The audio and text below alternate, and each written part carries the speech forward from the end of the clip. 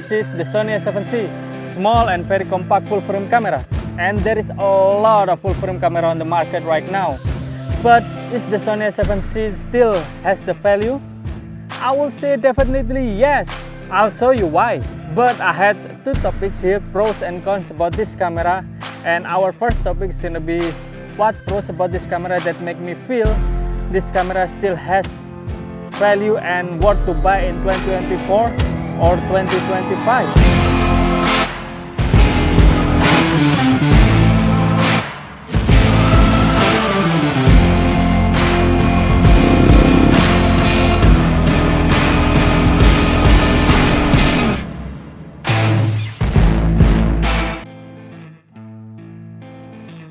The practicality of this camera is very compact and easy to carry around. It has small body and very light to carry the whole shoot, you know.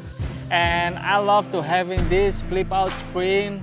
And I think they should make every camera has this type of screen, you know, because so easy to use. If you want to shoot low angles, top angles, or just doing vlogging, you know, it's so easy to use, you know, and this feature helps a lot for me. Yeah, the video quality of the Sony A7C is still great, even though it's already 5 years old since this camera release, but the image quality is still very decent, you know. Even though just only 8-bit, for social media content is more than enough. You can do professional too if you want, you know, as long as you know how to expose properly. And yeah, you can use it for professional stuff. And S-Log too, it's very easy to color grade, you know. Yeah, photo quality from this camera, it's very decent, you know. I don't have any complaint at all because this camera it already has 24 megapixels, and the raw files from this camera is very easy to edit. The color science, yeah, I still love it, you know, because it's already improved the color science a lot.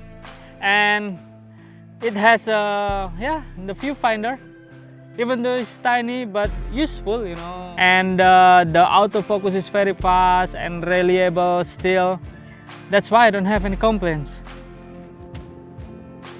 Sometimes I don't like the size of this camera because it's being too small. It also doesn't really good if you attach the big lens, you know, like my Zeiss 50mm, it's so front heavy, you know. That's why it doesn't feel comfortable in my hand. If I shoot the whole day with that lens, you know, it's gonna be pain on my wrist. When you do vlogging, probably this one is one of the best. And then if you do professional and you're gonna change lens a lot, you know, like a big lens, zoom lens, or a telephoto lens, you know, this camera, I think for handheld shoot, for me it's not really nice to hold it because it's too small, and the grip is also short, you know.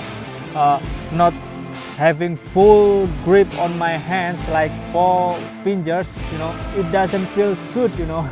Lastly, the color depth from this camera is just 8-bit, you know. I would say the 8-bit is not that enough because I already have 8-bit camera, and also I already have a 10-bit camera. That's why I know exactly the difference, you know, when doing heavy color grading, you know. That's why, like I said, 8-bit is not that enough for my needs right now, because I have a 10-bit camera, so I use that camera a lot. The one that I shooting right now is the FX3. But if you don't have any camera, you know, this camera, it's the only one that you have, you know. Yeah, you can still use it for professional too. 8-bit is more than enough for you, maybe.